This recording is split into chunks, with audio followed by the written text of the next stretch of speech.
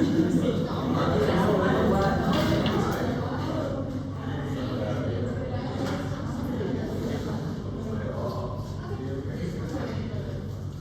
chicos. Si nos vamos temprano.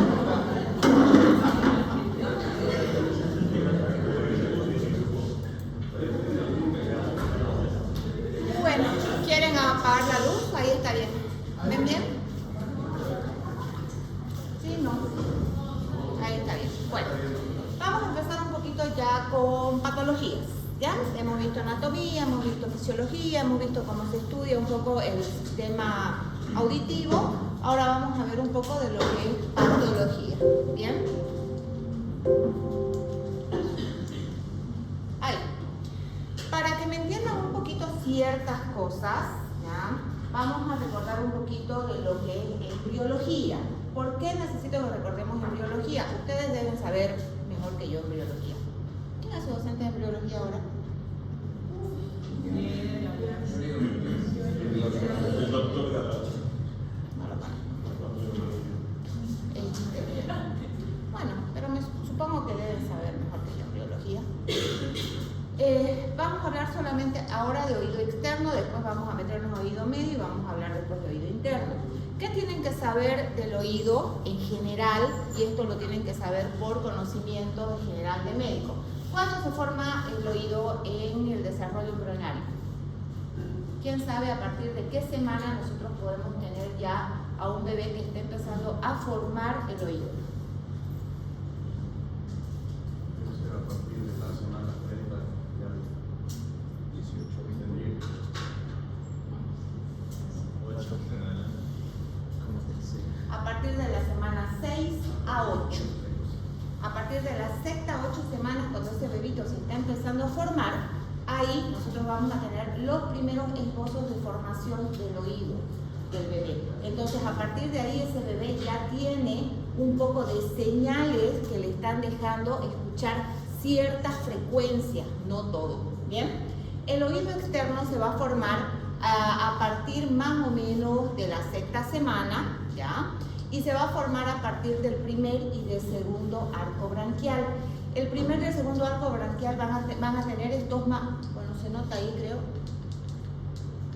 van a tener unos mamelones, se me está muriendo esto, van a tener unos mamelones que van a formar las diferentes estructuras por invaginación, ¿sí? Y de ahí a partir de esos mamelones nosotros vamos a tener la formación tanto de las estructuras del pabellón, el lóbulo de la oreja, el conducto auditivo externo, y esa invaginación que se va metiendo para adentro, ¿ya? Va después como a vacuolizarse, se llama, para juntarse ya con los tejidos del endodermo y del mesodermo y formar la caja del oído medio y la membrana timpánica. ¿Bien? Entonces todo lo que es afuera, el ectodermo, va a formar lo que es el pabellón y el conducto auditivo externo y la primera capa de la membrana timpánica.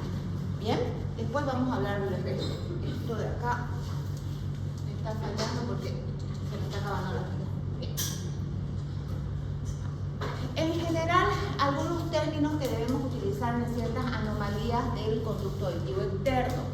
Orejas muy grandes, orejas muy chicas. Vamos a tener las macrotias y las microtias que dan algunos síndromes. ¿Bien? Otras alteraciones van a ser las alteraciones de forma y estructura que son adquiridas, por ejemplo, con los traumatismos. ¿Han oído hablar ustedes de la oreja en coliflor? Que tienen generalmente las personas que tienen deportes de contacto y que golpean mucho el pabellón auricular. Eso se da por una necrosis del cartílago, por los diferentes traumas, que lo vamos a ver más adelante. Entonces se forma como una degeneración de la estructura de los cartílagos del oído externo. ¿Bien? Otras alteraciones son las alteraciones que dan por alteración del cierre de las bolsas de los arcos faringios.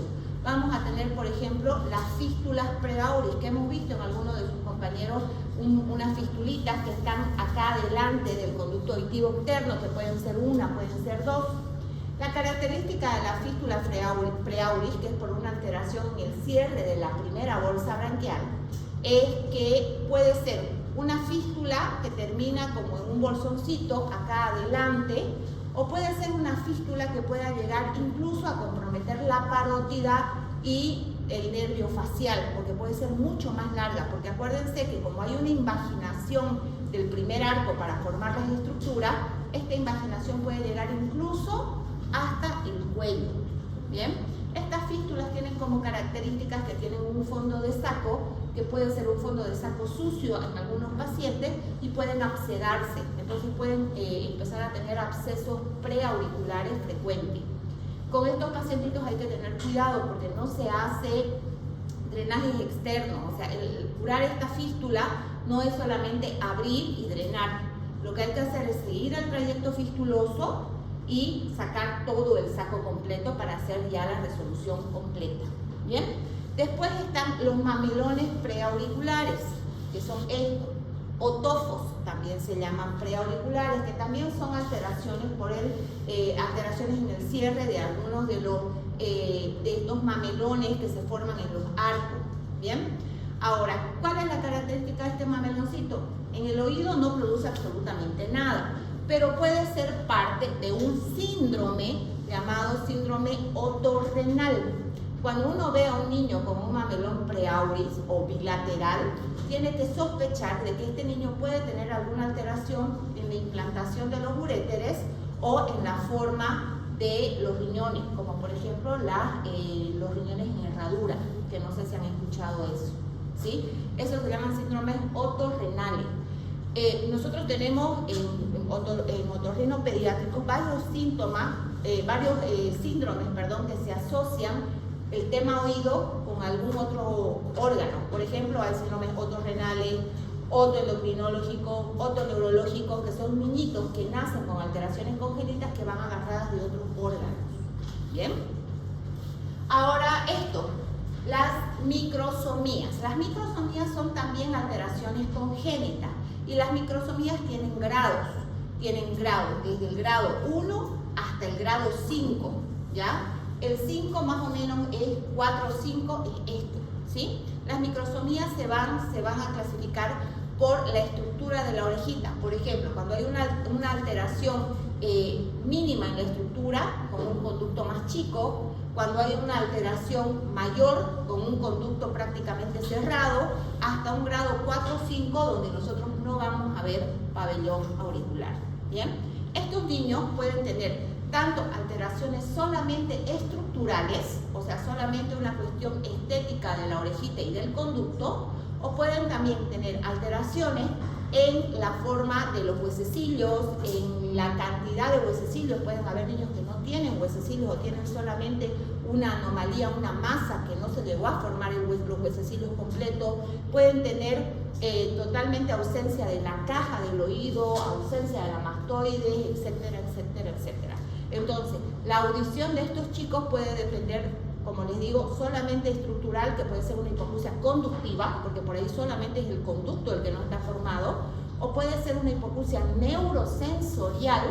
¿Por qué? Porque no está formado tampoco el oído interno. Eso depende de la noxa, lo que haya producido el stop en el desarrollo en la pancita embrionaria. ¿Bien? Ok. Ahora, vámonos ya a patologías. Vamos a hablar de las más comunes, ¿sí? Vamos a hablar de lo más común a lo que es menos común. Vamos a hablar de patología infecciosa. ¿Cuál es la patología más infecciosa más frecuente? Las otitis externas. Entonces, ¿qué es la otitis externa? Es la infección, inflamación de las partes blandas, tanto del conducto auditivo externo como del pabellón auricular. ¿Bien? Y esto se da porque generalmente una otitis externa se va a dar porque hay una ruptura de la barrera de protección del oído.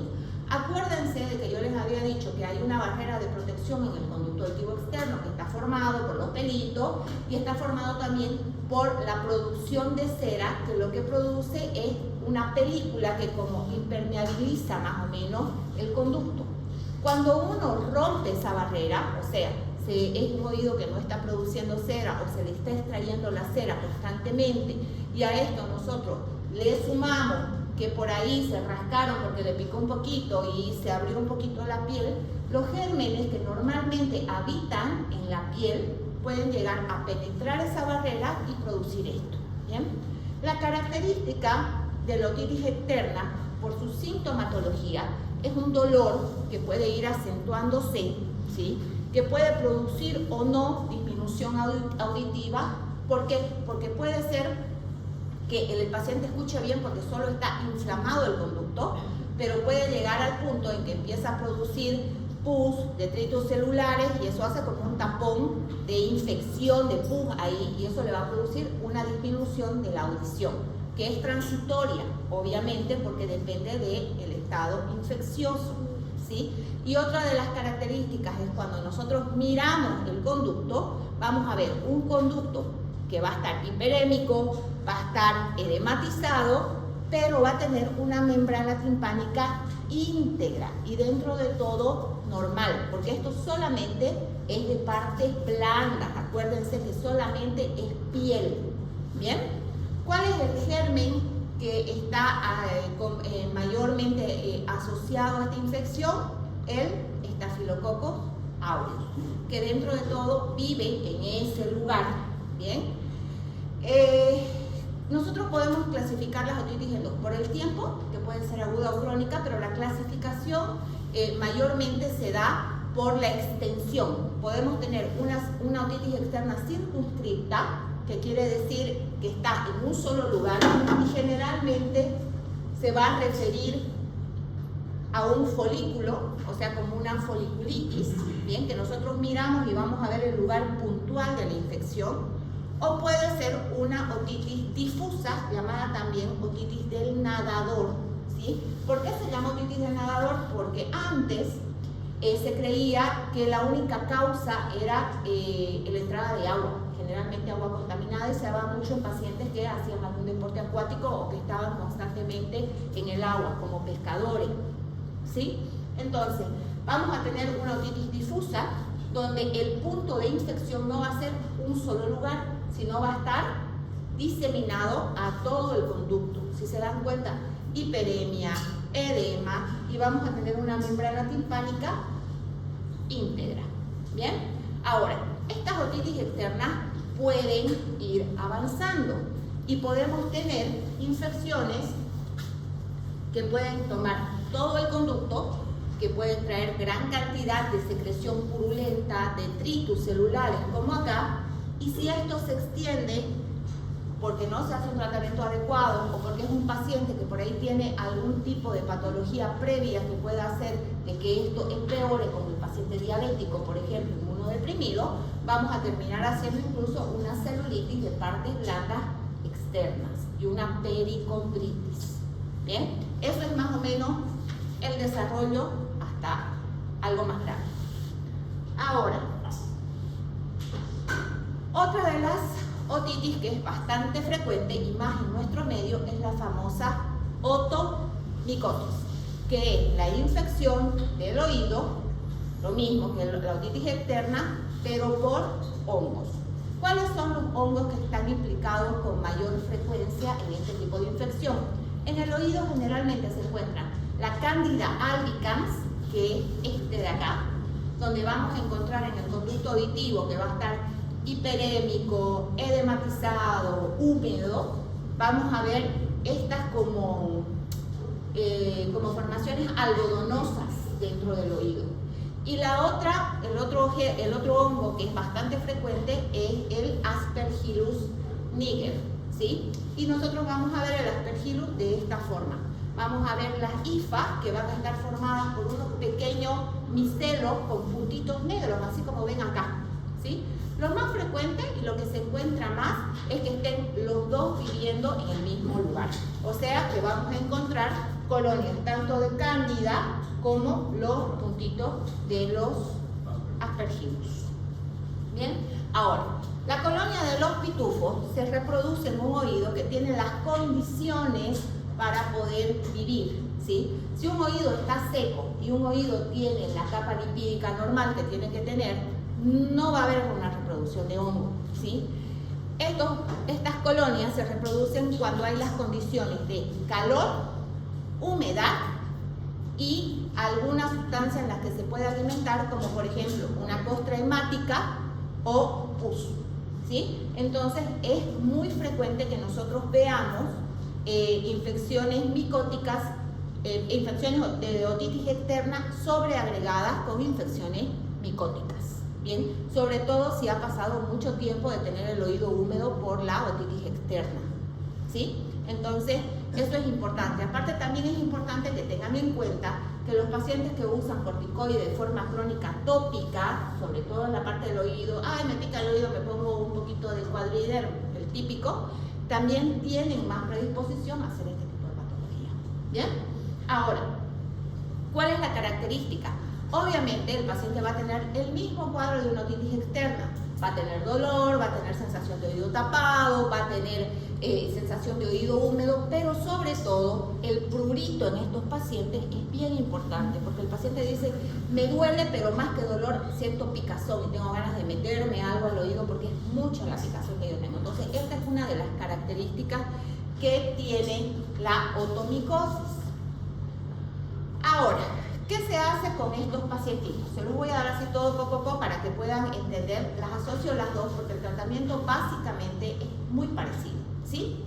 Lo primero que nosotros tenemos que hacer es, obviamente, escuchar al paciente, ver sus síntomas, hacerle la otoscopía. Nosotros estamos seguros que es una otitis externa o es una otomicosis y ¿qué tenemos que hacer? Según la gravedad del paciente, ¿sí? ¿Por qué? Porque si tienen ustedes una otitis circunscripta, donde ustedes miran y ven solo el foquito ahí de inflamación, de infección, no le van a dar un combo completo de antibióticos, gotas, antiinflamatorios, antimicóticos, etcétera, etcétera, etcétera. Entonces, el tratamiento se ajusta a la gravedad del paciente. Si ustedes tienen una otitis circunscripta, haciendo gotas con antibiótico y corticoide, un antiinflamatorio adecuado y los cuidados, esto es importantísimo, los cuidados generales para evitar la entrada del agua al oído y la manipulación, con eso tendría que bastar. ¿Bien? Ahora, si ustedes tienen un paciente con una otitis externa, difusa, donde están mirando y ya ven que el oído tiene alguna secreción purulenta, y hay mucho dolor, el paciente está sordo porque dice no escucho bien por la inflamación y al tocarlo ni bien rozan el conducto hacen el signo de trago positivo, el paciente grita de dolor. Entonces ahí ya tendríamos que nosotros hacer un tratamiento un poco más agresivo. Ahí podemos dar antibióticos vía oral, ¿sí? ¿Cuáles son los antibióticos vía oral de elección? Los que le den a los gérmenes que son más frecuentes, como por ejemplo el del... ¿Cuál era el germen más frecuente? El Streptococcus aureus. Bien. Entonces, ¿qué vamos a utilizar? Podemos utilizar cefalosporina, podemos utilizar fluoroquinolonas como la ciprofloxacina, o podemos utilizar amoxi asociado a un betalactámico. ¿Bien? ¿Cuánto tiempo? 7 días. Las gotitas que se tienen que utilizar, también gotas con antibióticos, corticoides, ¿sí? Si ustedes ven que el tímpano está sano o no hay por ahí una sospecha de una perforación, podemos utilizar gotitas que tienen polimixina B, que ayudan a la epitelización de la pielcita del conducto, y lidocaína para mejorar un poco el dolor del paciente. Si hay tímpano perforado o tienen sospecha de que el tímpano esté dañado, solamente corticoides con antibióticos. Antibióticos más usados en nuestro medio, ciprofloxacina. ¿Sí? Hay otros antibióticos que son mucho mejores para el oído, pero acá no hay. Acá el que tenemos es más ciprofloxacina. ¿Bien? Y bueno, los cuidados. Acuérdense que habíamos dicho que los hongos lo que buscan, y una otitis externa es causada generalmente por agua contaminada, como decían antes, pero los hongos, mientras más calor, más humedad hay, es como que se reproducen y se alimentan, ¿bien? Entonces, las medidas en general para cuidar el oído, ¿cuáles son? Hay que tratar de evitar la entrada de agua al oído. Entonces, ¿hay que usar tapones? Sí. Cuando el paciente está con mucha secreción purulenta en el oído, de preferencia los tapones no son los más adecuados, porque los tapones tienen hendiduras, tienen poritos, y a menos que tenga un paciente un esterilizador va a ser difícil limpiar esos lugares. Entonces lo mejor es algodón grande, le enseñan a hacer una torunda que se moje con aceite o vaselina líquida o alguna sustancia limpia que impermeabilice el algodón, exprima bien y con eso se tapone bien el oído. ¿Bien? Y está prohibido la manipulación. Limpiezas externas, nada de cotonetes, nada de meterse el dedo, por lo menos durante unos 7 o 10 días, donde nosotros vamos a ver cómo va progresando esto. Ahora, cuando nosotros vemos que hay hongos ahí adentro, podemos añadir alcohol o ácido bórico, se llama, que ayuda a cambiar el pH del conducto y aparte es un antimicótico bastante bueno. El alcohol boricado viene al 2 o al 3%, que se lo hace preparar y se ponen 2 o 3 gotitas por día. Lo mismo, hay que tener cuidado de que la membrana no esté perforada. Y el ácido bórico, que también viene al 2 al 3%, es un polvo, como si fuera sal. Eso también se coloca en el oído para absorber la humedad y para matar honguitos, ¿sí? Y el ácido bórico sí se puede poner en oídos perforados. Es lo único que nosotros podemos poner así como ácido al oído perforado para absorber humedad. ¿Bien? ¿Hasta aquí todo bien, chicos? Sí. ¿Preguntas de esto? ¿Qué paciente le da más frecuente la automicosis? Las automicosis generalmente vienen en pacientes que tienen algún tipo de inmunodeficiencia, sí. Pero en un paciente común y silvestre, si está con una otitis externa mucho tiempo, en general es normal encontrar hongo. Si tenemos una automicosis más de una semana, más de 10, una otitis externa de más de una semana, más de 10 días, es normal mirar el oído y encontrar honguitos. Básicamente por eso se los doy juntos. ¿Hasta ahí bien? Bien, vamos. Voy a hablarles de otra otitis, pero esta otitis no es muy común encontrarla, pero hay que sospecharla a veces. Nosotros en el hospital, por la cantidad de pacientes que manejamos con patologías previas, como por ejemplo diabéticos, los pacientes que van a la caja lo mínimo que tienen es diabetes y hipertensión, lo mínimo, chicos, ¿ya? Entonces nosotros hemos visto bastantes, el año pasado, por ejemplo, por lo menos 4 de este tipo de pacientes. De los 4, 2 nada más vivieron, siguen vivos, los otros 2 se murieron. ¿Bien? Es la llamada otitis externa necrotizante o maligna, ¿sí? ¿Cuál es la característica de la otitis externa necrotizante o maligna? Es una otitis externa, así comienza como una otitis externa, como un silvestre, pero está causado por Pseudomonas aeruginosa o a veces también por Klebsiella, ¿sí? Generalmente son pacientes que tienen algún tipo de componente que produce algún inmunocompromiso. Por ejemplo, diabéticos mal compensados, que están tomando algún medicamento que les baja las defensas, o VIH o alguna enfermedad que les produzca inmunodepresión. ¿Bien? Entonces, ¿qué pasa con estos pacientes? Estos pacientes generalmente son multiresistentes porque empiezan con tratamientos antibióticos que no les frenan esta otitis. Y como son pacientes inmunocomprometidos y son bacterias que no son las normales que se suelen ver en una otitis externa, esta infección va avanzando. Y la característica de esta infección es que no mejora con los tratamientos habituales, se da en pacientes añosos, como les digo, que tienen algún inmunocompromiso, y aparte de eso empieza a tomar partes blandas y partes óseas fuera del oído. Entonces vamos a tener pacientes que van a tener gran compromiso de la piel, del conducto, van a tener compromiso de la articulación temporomandibular, de la parótida. Si se va para adentro, se mete por las fisuras de los huesos, por todas las cavidades, y puede ir de un oído incluso a otro, solamente siguiendo las fisuras, ¿sí? Se puede ir al oído interno, hacer laberintitis por septicemia, puede irse a la base del cráneo y producir petrocitis y puede producir abscesos en base de cráneo, osteomelitis del hueso de base del cráneo, y esta patología es altamente letal. O sea, los pacientes con esto se mueren y se mueren rapidísimo, aunque ustedes no lo crean, ¿ya? Entonces, estos pacientitos, su diagnóstico básicamente es con tomografías, con resonancias magnéticas, pero hay que sobre todo hacer una gammagrafía con tecnecio 99 que nos va a marcar el lugar específico por donde anda esto. ¿Bien? Es muy frecuente que nosotros veamos pacientes cuando ya está comprometiendo base de cráneo, pacientes que van a empezar a tener alteraciones de pares bajo, ¿sí? Van a tener facial, o sea, va a haber una parálisis facial, van a tener alteración en la elevación del hombro, porque ya van a tener 9, después 11, van a tener un par 9, van a tener alteraciones de glutoria, o sea, hacen un síndrome floridísimo. ¿Por qué? Porque justamente se mete a la base del cráneo y empieza a alterar todo lo que va cerca del ángulo pontocerebeloso y los agujeros rasgados, ¿sí? Entonces, esto es importante que lo vean. Este esquema de acá es más o menos para que se den cuenta por dónde puede ir esa otitis externa, por dónde se puede meter esa bacteria y irse a toda la base del cráneo.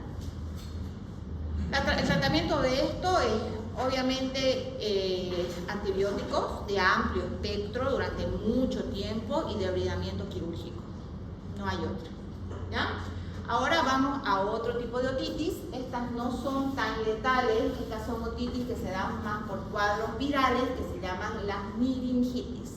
Las meningitis, como característica, es la formación de unas pulas o de unas ampollas llenas de líquido sobre la membrana timpánica.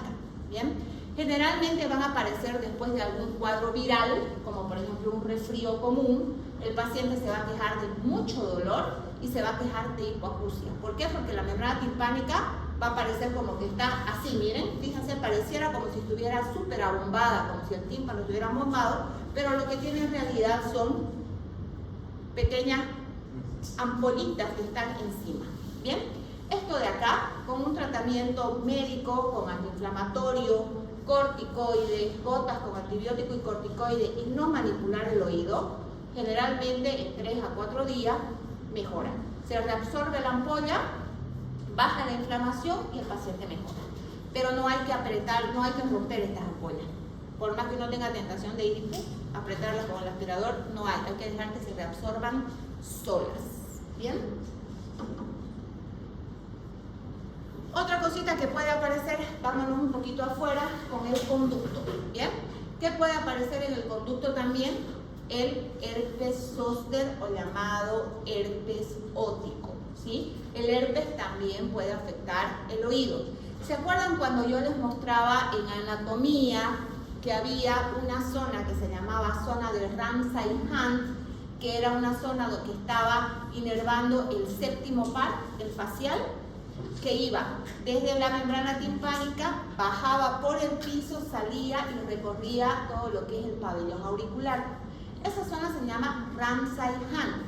Y cuando el herpes ingresa al oído medio, se queda latente en el ganglio de la primera rodilla del facial, y cuando por algún motivo se reactiva, se agarra de esas ramas del facial y produce vesículas dolorosas, prurito, hipoacusia. ¿Por qué? Porque empiezan a aparecer esas ampollas características en todo el conducto, sobre la membrana timpánica y en el pabellón auricular. ¿Bien? Cuando este herpes óptico, este herpes óptico me empieza a tomar el nervio facial, pero un poco más adentro, porque acuérdense que queda en el primer ganglio del facial, ahí estacionado. Cuando empieza a tomarme más del nervio facial, este paciente que tiene este herpes óptico puede tener hipoacusia neurosensorial, puede tener vértigo y puede tener parálisis facial. Y a esto se le llama síndrome de Ramsay-Hunt, ¿sí? parálisis facial, vesículas a nivel del conducto auditivo, vértigo e hipoacusia, ¿sí? Y estos pacientes también suelen ser pacientes que tienen algún inmunocompromiso. Estos pacientes tienen que irse a internar, se les tiene que dar un tratamiento endovenoso, se les tiene que dar algún antiviral en dosis altas, generalmente 800 miligramos cada 5 horas, corticoides a dosis altas también y un control estricto, ¿sí? Porque estos pacientes pueden tener vértigo invalidante, el paciente puede estar en cama, postrado, sin poderse levantar. ¿Bien? Y la pericondritis, que esta puede ser debida a una infección de partes blandas, ya sea por manipulación, picadura, alguna lesión del conducto o por la continuidad de una infección del conducto auditivo externo hacia afuera. El tratamiento para esto también, antibióticos, antiinflamatorios, se pueden colocar cremas tópicas también. Esto de lo que estábamos hablando, que se llama otohematoma. El otohematoma generalmente se causa la causa es traumática. Bien, habíamos dicho gente que hace deportes de contacto, pasa muy seguido en gente que trabaja, por ejemplo, levantando cosas. Han visto los cargadores que agarran y se ponen los costales cerca del cuellito. Cuando hacen ese movimiento, la orejita hace esto, ¿sí? Ahora, ¿qué pasa con eso? El cartílago del conducto auditivo externo y el cartílago del tabique no tienen una vascularización propias, ¿sí? Se nutren por la vascularización de la piel que los recubre. Entonces, cuando hay ruptura de esos vasos, empieza a haber un derrame de sangre entre la piel y el cartílago. El cartílago, que es avascular, pierde su nutrición y se necrosa. Y al necrosarse, en el tabique puede perforarse, y acá en el conducto, en el pabellón auricular, la necrosis va a producir que el cartílago se retraiga. Y esa es la famosa oreja de coliflor que tienen los boxeadores o las personas que hacen deporte de contacto, esa orejita chiquitita que se arruga. Bien, ese es el mecanismo. Entonces, ¿qué se hace cuando un paciente tiene algún problema como este? ¿Qué les pasa, chicos? Porfa, ya vamos a terminar. Si tienen algo que discutir, porque los veo que están como discutiendo, vayan afuera, discuten y vuelven a entrar. Porfa. ¿Ya? Entonces, ¿qué se hace? Nosotros cuando tenemos este tipo de patologías, que es prácticamente una emergencia, lo que tenemos que hacer es drenar. ¿Bien? ¿Y cómo se drena? Se puede drenar con una aguja gruesa, si es poca cantidad, pero si ven que es mucha cantidad, lo ideal es hacer un corte en declive, en la parte más baja, lo más anatómico que se pueda, pegado siempre a los relieves del conducto, drenar y hacer vendajes compresivos. ¿Y por qué el drenaje compresivo? Para que no se vuelva a llenar nuevamente de líquido y el drenaje no se embale, ¿sí? Lo que generalmente nosotros hacemos es colocar algunas placas, cortamos plaquitas. Yo lo que hago es cortar placas de los sueros, saco un pedacito de suero, lo hago como forma de un riñoncito y se lo colocan ahí y se lo pasa con hilo. Entonces queda compresivo y no es necesario hacer un vendaje completo de toda la cabecita. Pero si no pueden hacer eso, lo que se hace es hacer una gasa o algodones, armar como se pueda la forma de la orejita, que quede bien compresivo, y se hace con una gasa circular una buena compresión y mantenerlo así por lo menos 3 días, ¿sí? Después sacar, revisar y volver a vendar. ¿Bien? Obviamente antibióticos, antiinflamatorios y todo lo que se requiera después de un postquirúrgico. ¿Bien? Otro tipo de lesiones, sí. ¿Cuál es la diferencia entre la pericondritis que hablábamos y el otohematoma? Sí. El otohematoma es por trauma, es acumulación de sangre. La pericondritis es una infección del cartílago. Bien, ahora el otohematoma, si no se lo drena, también puede llegar a convertirse en una infección, ¿sí? Porque esa sangre puede contaminarse, puede podrirse, puede producir pus ahí adentro. y puede hacer también una pericondritis, ¿bien? Pero la pericondritis es infección, este de acá es colección, que puede llevar a hacer otra cosa. Otro tipo de lesiones son las lesiones que se dan por temperatura, ¿sí? Vamos a tener la congelación y la perniosis, ¿sí? La congelación es cuando hay exposición de tejido a menos de 10 grados. Y esto lo que hace es producir anestesia a la piel. ¿Qué hacen ustedes cuando le ponen arito? Se ponen hielo, ¿no ven? Eso se adormece y ¡paca! Les ponen el arito. Bueno, cuando hay una exposición a menos 10 grados, puede producir una necrosis por el daño que da a la microcirculación. Ahora, si esta lesión es crónica, se produce la famosa perniosis, que la perniosis es la formación de como un tejido fibrótico. Ustedes tocan la oreja y lo que van a sentir son bultos, como calcificaciones a lo largo del hélix o del lóbulo de la oreja. Y las pérdidas de sustancia. ¿Qué es lo que se recomienda cuando hay pérdida de sustancia? Cuando hay un traumatismo de oreja y ustedes ven el cartílago expuesto, como les había dicho en el otro hematoma, lo ideal es que el cartílago no se quede sin cubrirse con piel por el tema de la vascularización y la necrosis. Entonces, cuando hay una exposición grande de cartílago, lo ideal es tratar de colocar y reponer la piel lo más que se pueda sobre el cartílago y vendaje compresivo, ¿sí? Eso es para que lo sepan como emergencia, porque después hay que entrar a hacer reconstrucción. Para los casos de justamente las personas que practican deportes de contacto, ¿se puede realizar plastía para recuperar la forma del pabellón? Se puede, pero es bien difícil, porque lo que hacen ahora es lo mismo que hacen con los niños que tienen las alteraciones del pabellón, las atresias, las agenesias. Ahora hay unas máquinas que te forman orejitas 3D. Y lo que se hace es formar un bolsillo de piel, se expande la piel y después en esa expansión de la piel se va colocando esas orejitas 3D para que formen, digamos, más o menos lo que es un pabellón. Pero eso es cuando, por ejemplo, las orejas de coliflor por ahí son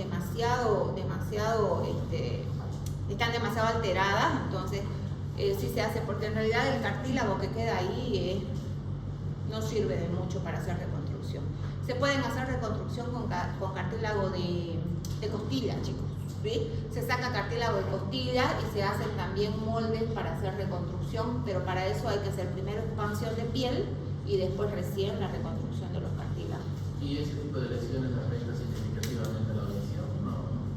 No, sí, no han ido con golpes directos al conducto, pero no te olvides que los golpes, si son con mano abierta, sobre todo, pueden producir traumas por cambios de presión dentro del oído, desarticulaciones de la cadena auricular, perforación de membrana timpánica, cambios de presión dentro de los líquidos.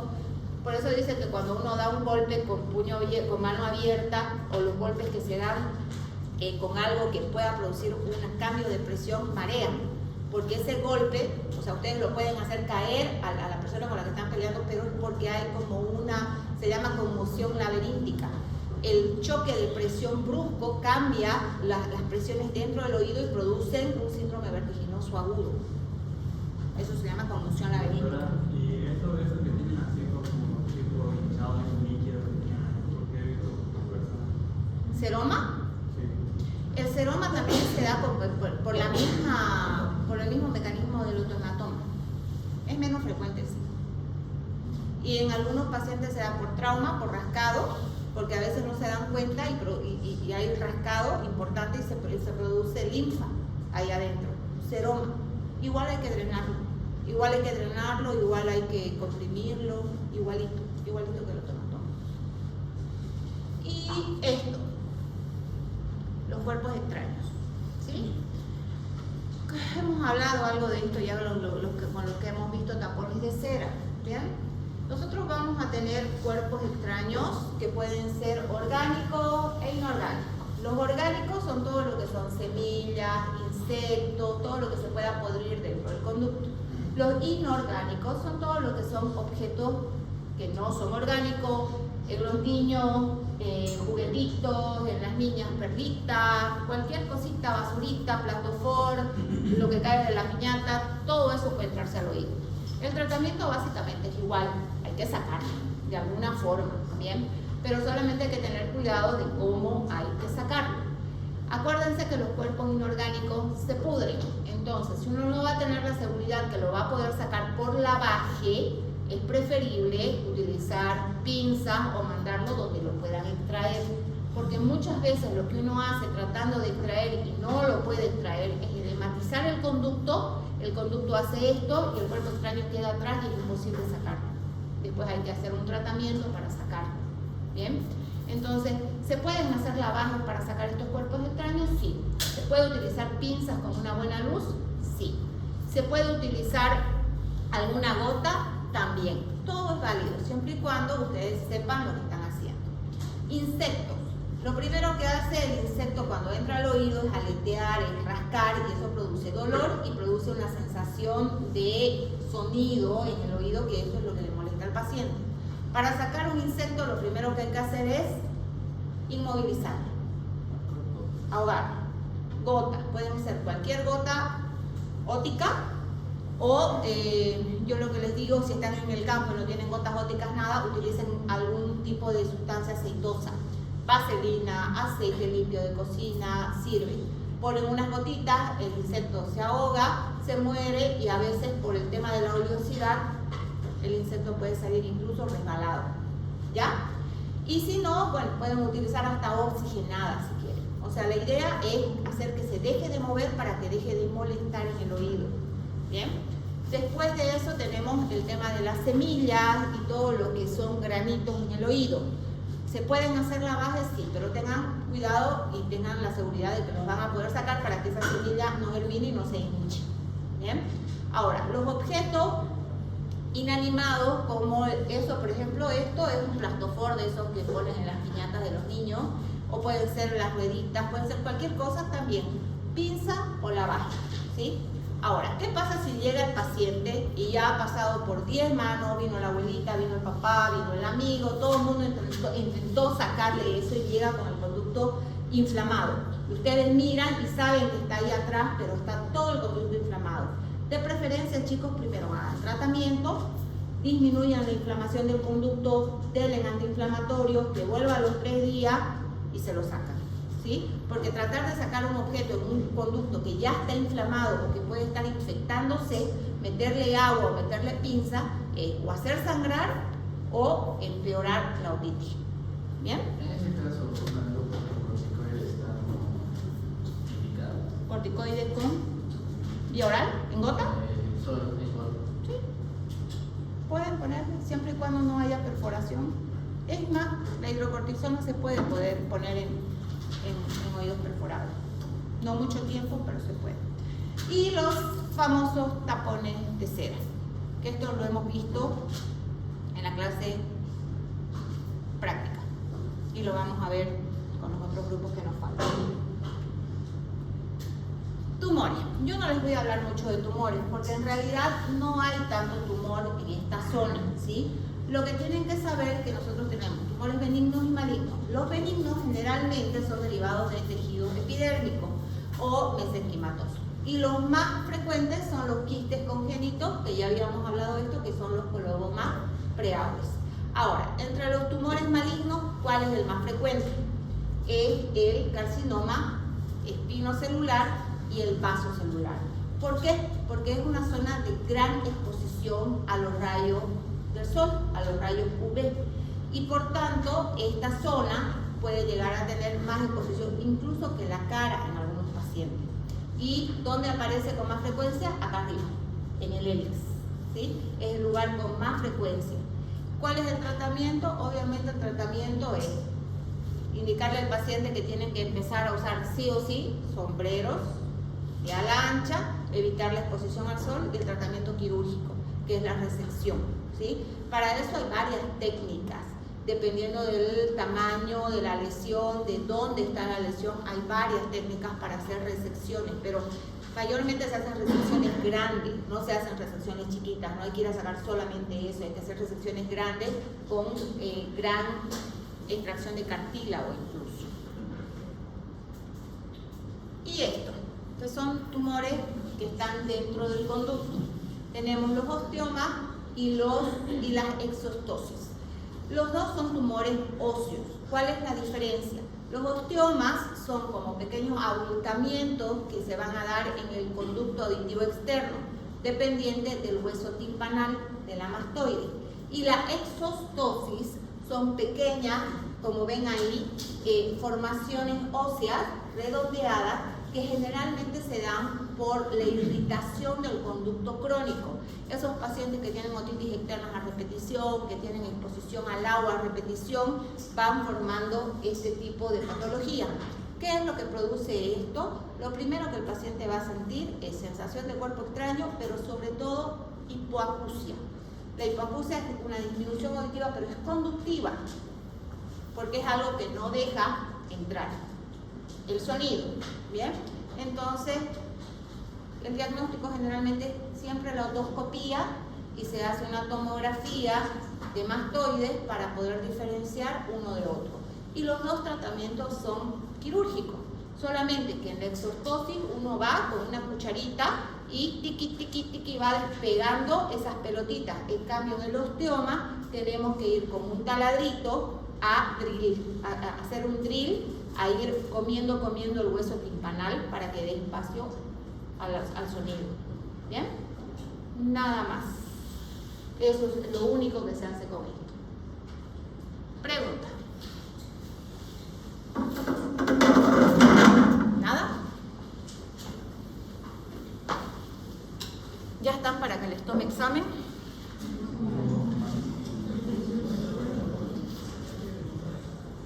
Doctora, la dosis de la sal boricada, ¿cómo la determina? ¿Del ácido bórico? Sí, cuando dice que le podía echar sal para secar del ácido bórico. El ácido bórico se echa generalmente una vez al día y dejando 2 o 3 días, porque no es algo que se absorbe inmediatamente. Uno va colocando el ácido bórico adentro del conducto que vaya cayendo y eso generalmente va absorbiéndose y se hace como un recambio cada 2 días. Cuando es una automicosis bien controlada, le dije su antibiótico, su antiinflamatorio, el paciente se cuida que no le entre agua, generalmente a la segunda vez que vos le pones el ácido bórico, cuando mirás ya no se reabsorbe más. Se saca el ácido bórico y ya el conducto está seco. ¿Cómo lo saco? Aspirando. Aspirando. Y uno, por ejemplo, Como aspirador.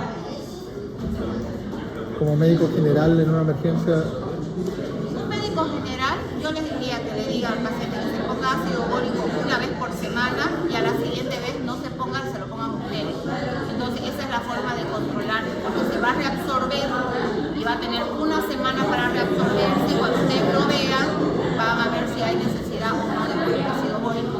Lo que pasa es que como nosotros tenemos microscopio, tenemos ópticas, tenemos aspiradores, nosotros vamos mirando y vamos sacando de a poquito el ácido bórico con el aspirador y vamos viendo cómo va quedando el conducto. claro. De todas formas, para el médico general es mejor el alcohol boricado que el ácido bórico, porque si ustedes ven un oído perforado, es mejor que lo manden al especialista. Porque el especialista tiene que aspirar, tiene que limpiar, es diferente. En cambio, si es una otitis interna con un tímpano íntegro, las gotas de alcohol boricado les hace que sequen el oído. 2 gotitas, una sola vez al día, generalmente después de que se sacan el alcohol de bañarse, se ponen las 2 gotitas y con eso van bien.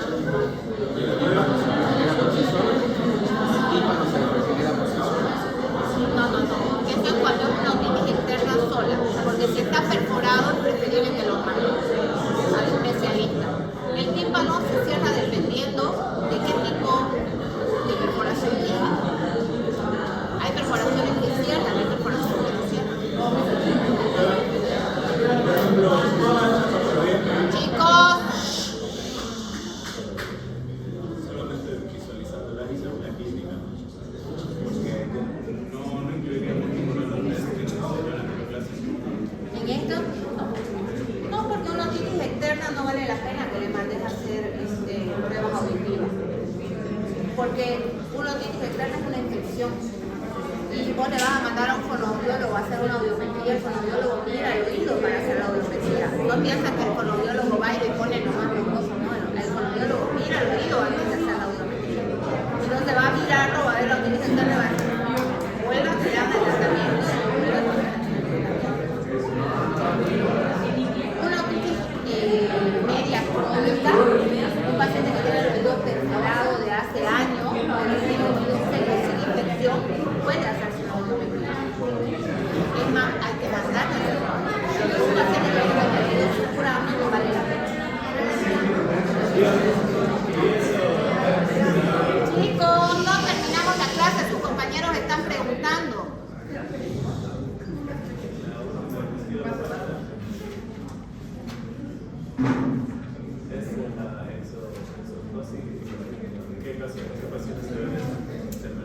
Pacientes que tienen irritación del conducto de forma crónica. Más que se burlan que tienen otitis externas a repetición o que son pacientes que tienen exposición a agua crónica, que todo el tiempo el oído está húmedo. En ese caso. ¿Qué más, chicos? Bueno.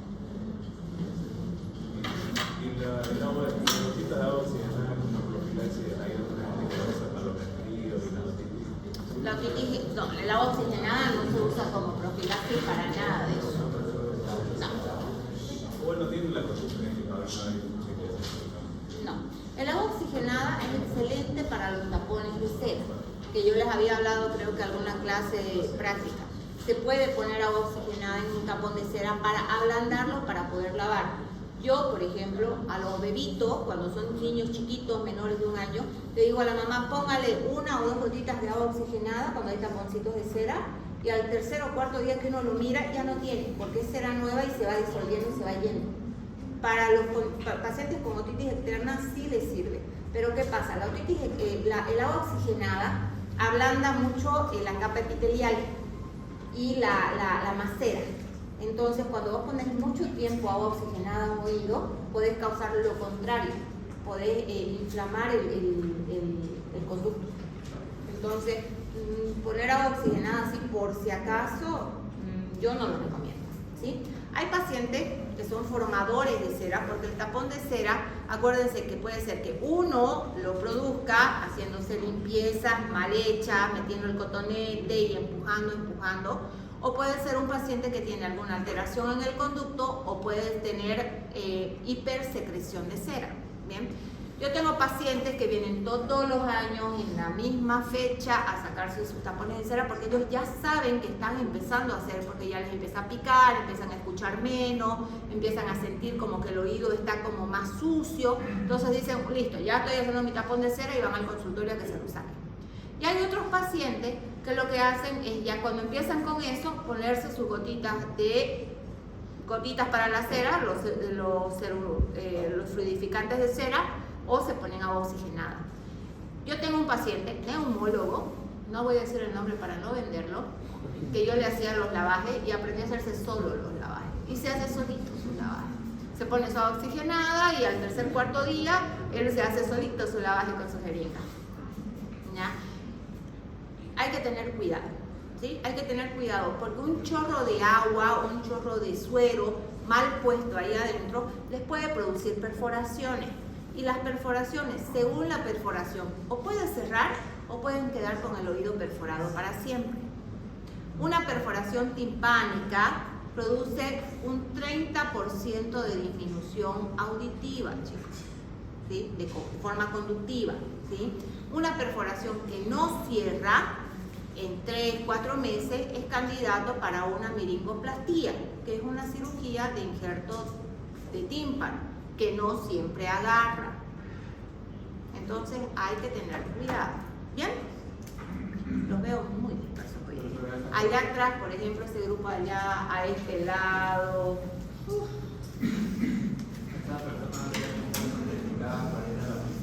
¿Cómo?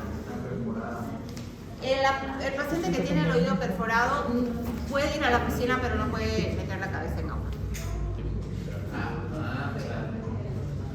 O usar tapones. Usar tapones.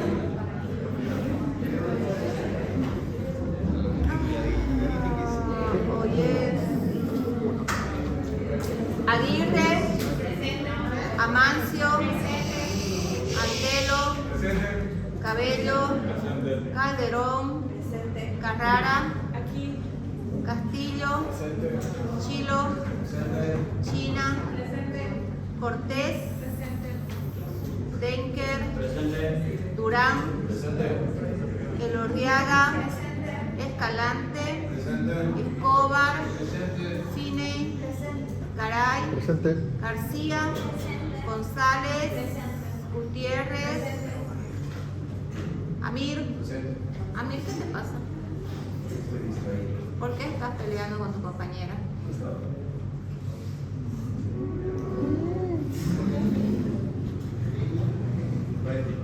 Ornés, Lema, Luexey, Manrique, Mazo, Mora, Natush,